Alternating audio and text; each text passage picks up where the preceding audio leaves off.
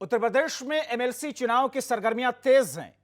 12 सीटों पर 13 उम्मीदवार मैदान में हैं, लेकिन बीते कुछ दिनों से जिस तरीके से समीकरण बदले हैं, उसने इस चुनाव को और ज्यादा दिलचस्प कर दिया है। दरअसल निर्दलीय के तौर पर कानपुर के महेश चंद्र शर्मा ने नामांकन पत्र दाखिल कर दिया। हालांकि किस बुनियाद पर पर्चा दाखिल किया गया, यह तो सियासत ही जाने, लेकिन एक बात तो तय है कि इस चुनाव में कोई भी दल रिस्क नहीं लेना चाहता। देखना यह होगा कि एमएलसी चुनाव परिणाम का यूपी की सियासत पर असर क्या पड़ता है। उत्तर प्रदेश में विधान परिषद चुनाव बेहद दिलचस्प हो चला है, क्योंकि यहां मुकाबला अब कड़ा होने वाला है। एमएलसी चुनाव में नया मोड़ तब आ गया जब 13वें उम्मीदवार ने नामांकन दाखिल कर दिया। कानपुर के रहने वाले रमेश चंद्र शर्मा ने निर्दलीय उम्मीदवार के रूप में अपना नामांकन कराया है। बीजेपी उम्मीदवार के नामांकन के ठीक बाद शर्मा ने भी नामांकन दाखिल कर दिया। 13वें प्रत्याशी के मैदान में आने से चुनाव दिलचस्प हो गया। गौर करने वाली बात है कि उत्तर प्रदेश की 12 सीटों पर होने वाले विधान परिषद चुनाव के लिए बीजेपी के सभी 10 उम्मीदवारों ने सोमवार को नामांकन दाखिल किया। इस दौरान मुख्यमंत्री योगी आदित्यनाथ सहित पार्टी के कई पदाधिकारी कार्यकर्ता मौजूद रहे।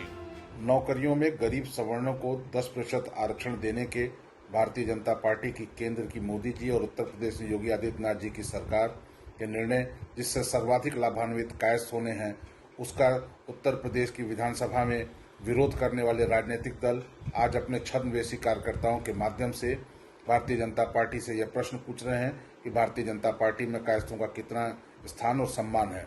शायद उन्हें यह पता नहीं कि भारतीय जनता पार्टी के 3 जिलाध्यक्ष, एक क्षेत्रीय अध्यक्ष, प्रदेश की मीडिया टीम में 3 सदस्य, माननीय योगी आदित्यनाथ जी के नेतृत्व की सरकार में एक महत्वपूर्ण मंत्री और 4 विधायक उत्तर प्रदेश में ऐसे हैं जो कायस्थ वंश से संबंध रखते हैं। यहाँ गौर करने वाली बात यह है कि एमएलसी चुनाव के जरिए बीजेपी ने जातीय समीकरण साधने के लिए दलित, पिछड़े वर्ग के साथ साथ ब्राह्मण, वैश्य, क्षत्रिय और भूमिहार को भी प्रतिनिधित्व देने की कोशिश की है।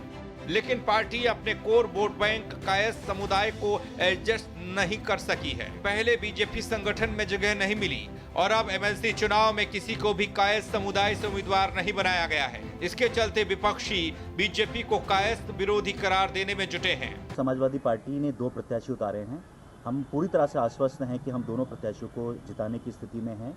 यदि चुनाव होते हैं तब भी हमारे पास आंकड़े हैं और हम अपने दोनों प्रत्याशियों को जिताने में पूरी तरह से कामयाब होंगे। वहीं राज्य विधान परिषद की 12 सीटों पर हो रहे चुनाव में बीजेपी द्वारा 11वां उम्मीदवार नहीं दिया जाना राजनीतिक हलके में चर्चा का विषय बना हुआ है। 11वें उम्मीदवार की अधिकृत घोषणा नहीं करने के बाद भी बीजेपी इस सीट से सपा को दूर रखने में कोई कसर नहीं छोड़ेगी। लेकिन उधर निर्दलीय उम्मीदवार किस बोर्ड के सहारे चुनावी ताल ठोक रहा है, यह जानना भी बेहद दिलचस्प है। एमएलसी चुनाव में भारतीय जनता पार्टी समेत सभी दलों ने सेफ गेम खेला है। दरअसल भारतीय जनता पार्टी के पास 10 प्रत्याशी जिताने भर के पर्याप्त मत थे। भारतीय जनता पार्टी ने 10 प्रत्याशी ही चुनावी मैदान में उतारे।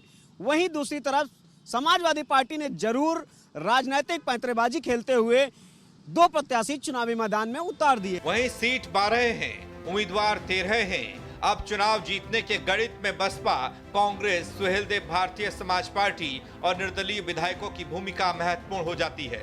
हालांकि एमएलसी चुनाव की बड़ी परीक्षा अब सामने है। विधान परिषद के चुनाव में एक सीट पर जीत हासिल करने के लिए करीब 32 वोट चाहिए।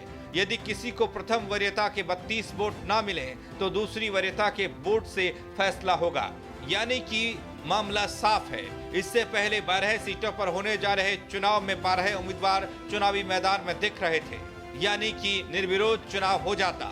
लेकिन 13वें उम्मीदवार की एंट्री के बाद अब वोटिंग होगी और इधर बीजेपी ने 11वां उम्मीदवार नहीं उतारा है, तो यह लड़ाई सपा, बसपा, कांग्रेस और निर्दलियों के बीच सिमट जाएगी। हालांकि एमएलसी चुनाव के लिए बीएसपी ने भी 2 पर्चे खरीदे, लेकिन बीएसपी की तरफ से उम्मीदवार नहीं उतारा गया। ऐसे में बीएसपी की भूमिका भी महत्वपूर्ण हो जाती है।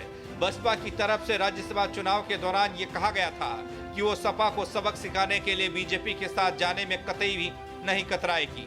लेकिन सवाल ये है कि 13वें उम्मीदवार से किसका खेल बनेगा और किसका बिगड़ेगा। दरअसल समाजवादी पार्टी के पास एक प्रत्याशी जिताने भर के मत है, वहीं दूसरा प्रत्याशी स्वाभाविक ही जीत जाएगा। इसकी वजह साफ है कि 12 प्रत्याशी ही चुनावी मैदान में हैं और 12 ही सीटें हैं एमएलसी की। तो ऐसे में सपा के भी 2 प्रत्याशी जितने तय माने जा रहे हैं। वहीं दूसरी तरफ एक निर्दलीय प्रत्याशी ने जरूर नामांकन किया है, लेकिन उनका नामांकन रद्द हो जाएगा, ऐसे कयास लगाए जा रहे हैं। दरअसल उनके पास में प्रस्तावकों की संख्या ही नहीं है। कैमरामैन अमित साहनी के साथ संकेत मिश्रा, R9 टीवी, लखनऊ।